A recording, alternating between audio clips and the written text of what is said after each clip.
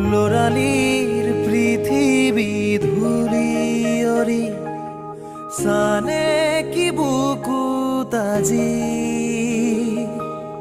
তাহানিৰ সৰু সৰু ধেমালি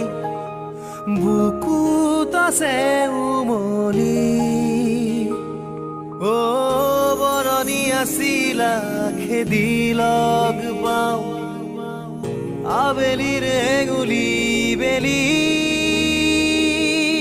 লৰালিৰ পৃথিৱী ধূলিয়ৰি সানে কি বুকুত আজি তাহানিৰ সৰু সৰু ধেমালি